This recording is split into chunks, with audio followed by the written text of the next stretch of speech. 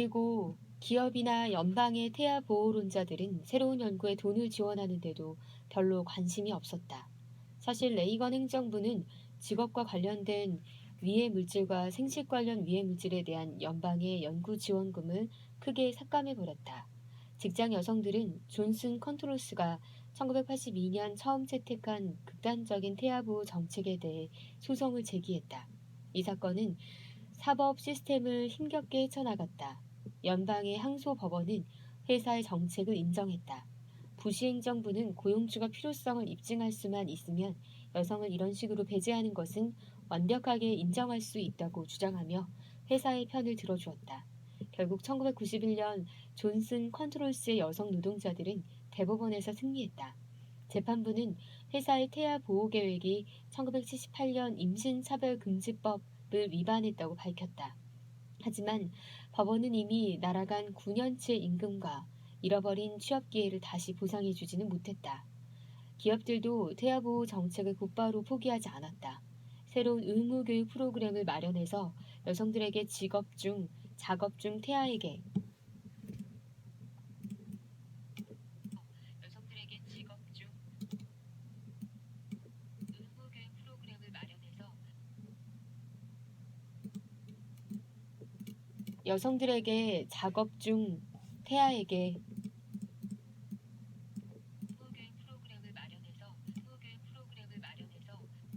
여성들에게 작업 중 태아에게 미칠 위해에 대해서 조언을 늘어놓거나 여성들에게 이래도 좋겠다는 의사의 소견서를 받아오게 하거나 나중에 법적인 책임을 묻지 않겠다는 각서에 서명하게 하는 등 그저 좀 더 섬세하고 정교한 전략으로 바꿨을 뿐이었다.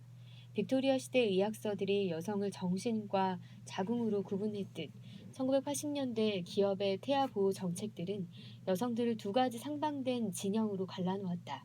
이런 회사들의 관점에 따르면 여성들은 집에서 지내는 번식자거나 아니면 불임수술한 노동자들 중 하나였다. 이들은 여성 노동자들에게 한 가지를 고르라고 한다. 일자리를 포기할 건지 아니면 자궁을 포기할 건지.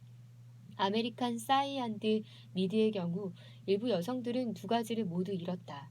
아메리칸 사이언 마드 미용부서는 1980년대 반격의 상업적 메시지를 따뜻하게 환영하고 열렬하게 지지했다. 포춘 500대 기업의 전략가들은 여성성을 복귀하라는 구호에 발맞춰 침체된 브렉 샴푸를 재기시킬 방법을 모색했고 라프레리 스킨 트리트먼트 라인의 판매고를 폭등시켰다. 심지어 복고적인 구매 행위를 활성화시키기 위해 페이스 팝콘 같은 트렌드 전문가를 기용하기도 했다. 하지만 아메리칸 사이드 아미드는 반격에서 수동적으로 이윤을 얻기만 한 게 아니라 적극적으로 반격에 참여했다. 브레걸의 새롭게 단장한 얼굴 이면에는 이 다각화된 복합 기업에 속한 많은 화학 공장과 페인트 공장에서 연기를 뿜어내는 굴뚝들이 있었다. 그리고 1970년대 초 화학산업계의 사실상 모든 기업들처럼 아메리칸 사이안 아미드는 공장 노동자로 완전히 남자들만 고용했다.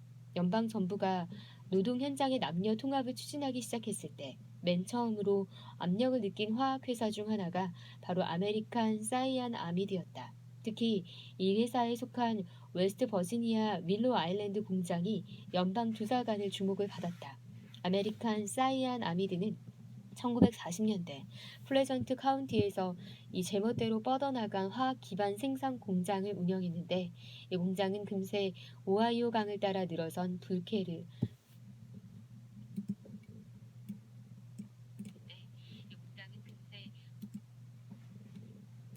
오하이오 강을 따라 늘어선 토지를 불쾌하게 오염시켰다. 원로 아일랜드 공장은 마을의 유일한 볼거리였고 반경 수 킬로미터를 통틀어 유일한 일자리였지만 그곳의 생산 라인에서 받을 수 있는 건 겨우 입에 풀칠할 수 있을 정도의 임금뿐이었다.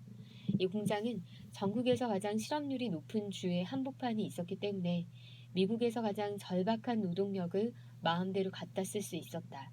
이곳의 주민들은 남자건 여자건 아메리칸 사이안 아미드에서 일할 기회가 생기면 감지덕지했다. 하지만 1973년 원로 아일랜드를 방문한 연방 수사관들은 이 회사가 한 번도 여성을 생산 라인에 고용한 적이 없음을 알게 되었다. 연방정부는 곧 아메리칸 사이드안 미드에게 여성을 공장에 고용하지 않으면 법적인 문제에 휘말리게 될 것이라는 고지서를 보냈다.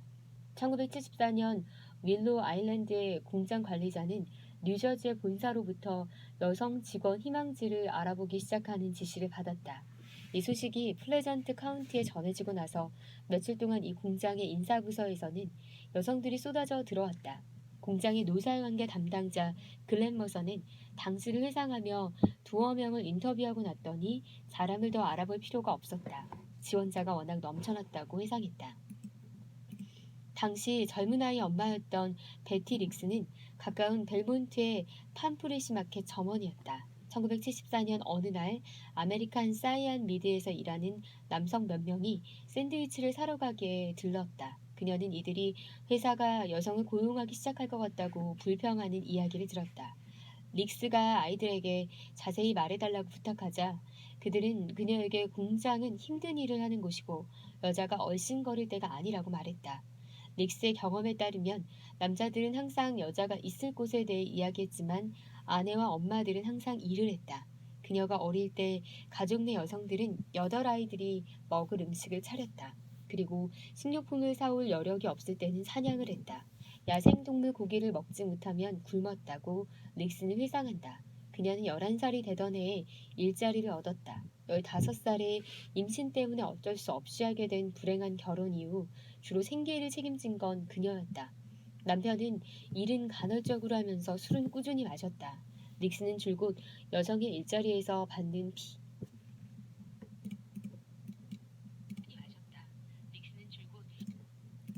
여성의 일자리에서 받는 빈곤 수준의 임금을 가지고 아들과 남편 그리고 양가 부모를 부양했다.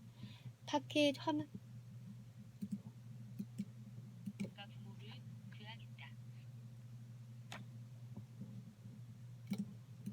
파켓 화물 자동차 휴게소에서는 웨이트리스로 시간당 75센트를, 햄넷 유제품에서는 계산원으로 시간당 1달러를, 팜플렛시에서는 시간당 2달러를 받았다. 아메리칸 사이드 미드가 여성을 고용한다는 소식을 들은 닉스는 곧바로 지원했다. 아무런 답이 없자 이 회사의 인사부서에 계속 찾아갔다. 하지만 여성을 고용하라는 명령을 받고서도 이 회사의 관료들은 기회균등 고용자가 될 생각이 별로 없었다. 취업 지원을 했던 많은 여성들이 나중에 밝힌 바에 따르면 인사 담당자들은 이들에게 남자의 공장에서 일하기엔 너무 여성적이라고 말하거나 아니면 반대로 충분히 여성적이지 못하다고 말했다. 공장에서 일하기엔 너무 예쁘다는 말을 듣거나 너무 뚱뚱하다는 충고를 들은 여성들도 있었다. 릭스의 회상에 따르면 인사 담당자는 릭스에게 자기가 보기엔 그녀가 과체중이고 자신이 다이어트 클리닉을 운영하는 게 아니라서 그녀를 고용하지 못한다고 말했다. 릭스는 살을 빼고 나서 다시 지원했다. 하지만 여전히 그는 그녀를 고용하지 않으려 했다. 릭스는 1년간 거의 매일같이 인사부서를 순례하고 난 뒤 결국 아메리칸 사이드와 미드로부터 취업 제안을 받았다. 하지만 그건 팜프르시와 월급이 같은 매점 직원 자리였다. 그녀는 그 자리를 거절하고 공장 일을 계속 지원했다. 결국 1975년 11월 아메리칸 사이안 미드는 그녀를 자벽부로 고용했다. 몇 달 뒤 그녀는 납 안료 부서로 자리를 옮겼고 거기서 팜프리시에서 받던 임금보다 6배 더 많은 돈을 받았다. 닉스는 안료 부서에서 케이크 분쇄와 청색 안료를 담는 일을 맡았다. 그녀는 온종일 산업용 오븐에서 단단하게 구워진 약 23kg짜리 페인트 덩어리를 끄집어내 이 페인트 케이크를 분쇄기에 밀어넣고 반대편 끝에서 파란 가구를 모아 자루에 담았다. 난 그 일이 정말 좋았다고 그녀는 회상했다. 정말 고된 일이었죠. 진짜 운동이나 마찬가지였어요. 그의 다른 여성도 몇 명의 릭스 부서에 들어왔다. 실직 상태였던 도나리 마티는 절박하게 일자리를 찾던 중 아메리칸 사이안 미드가 사람을 뽑는다는 이야기를 듣게 되었다.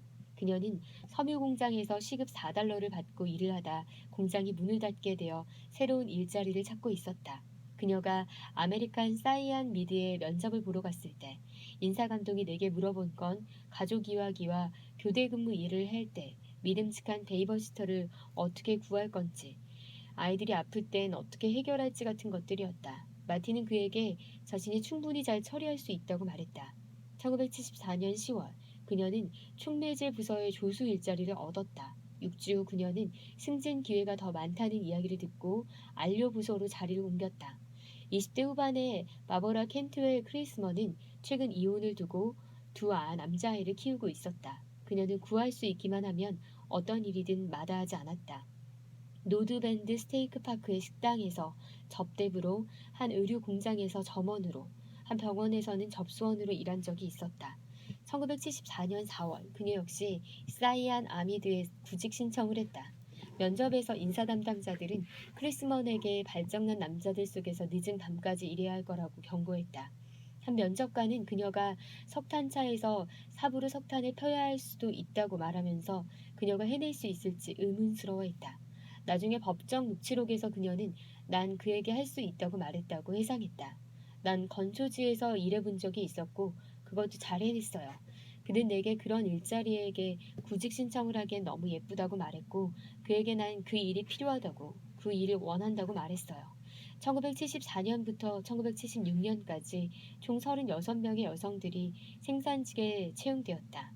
안료부서에서는 여성들이 합류한 첫 해의 생산의 양과 질이 모두 크게 향상되었다. 회사 측은 그의 송년 행사에서 이 사실을 마지 못한 듯 인정했다. 릭스는 생산량이 증가했다는 사실에 별로 놀라지 않았다. 그녀는 하룻밤에 센터피드 12개를 완성하라는 회사의 의무 할당을 진지하게 여기는 바람에 여유있게 10개 정도 완성하는데 이미 익숙해진 남성 작업 파트너의 짜증을 샀다. 파트너는 그녀에게 내가 좋은 시절을 다 망쳐놨다고 말했다. 릭스는 개의치 않았다. 나는 일을 하라고 고용된 거였고 그래서 그 일을 했던 것뿐이라고 그녀는 말했다. 안료 부서를 침략한 여성들 때문에 골인한 남성은 릭스의 작업 파트너만이 아니었다. 사람들은 여자들이 여기서 일하면 남자들의 일자리를 빼앗아 가선 안 되라는 말을 달고 살았다.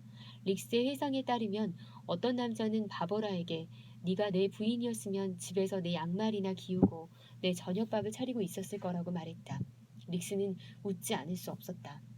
그의 아내도 일을 했기 때문이었다. 현장 감독은 여성들이 일하면서 발생한 또 다른 문제를 물고 늘어졌다. 그는 여성들은 센터피드의 젖꼭지나 끼거나 안료 덩어리에 가슴이 걸릴 수 있다는 이유로 여성들이 안전을 위협하다고 불평했다. 여성 직원의 수가 늘어나자 보복도 그만큼 늘어났다. 어느 날 여성들이 일터에 출근했더니 작업장 기둥에 여자를 싸 죽이고 일자리를 구하자라는 글씨가 스텐실로 찍혀 있었다. 또 어떤 날은 매춘부라고 적힌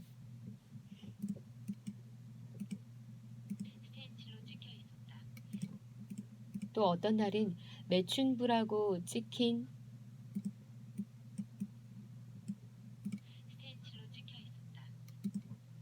또 어떤 날은 매춘부라고 적힌 표지판이 사물함에 걸려 있었다. 릭스의 사물함에 폭력적인 포르노 사진이 끼어 있기도 했다. 거기에는 내가 너한테 원하는 건 이런 거라고 적혀 있었다. 여자 사물함실과 샤워실에서 여성을 상대로 한 성폭행이 일어날 뻔했던 적도 2번 있었다.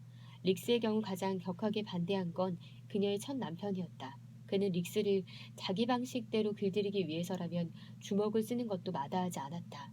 어떤 해에는 그가 릭스를 너무 자주 때려서 팜브레시에서 일하는 릭스의 친구들이 그녀에게 안대를 크리스마스 선물로 주기도 했다.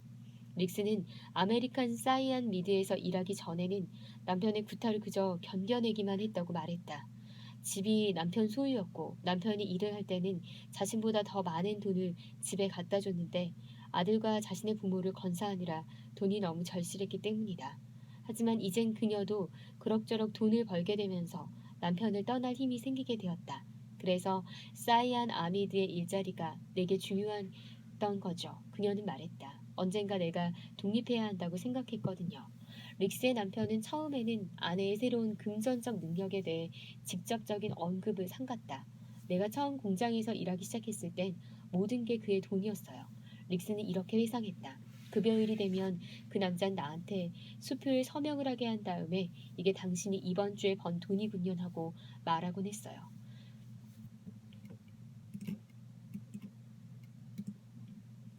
그러고는 아무한테도 당신이 얼마나 버는지 말하지 마라고 했죠.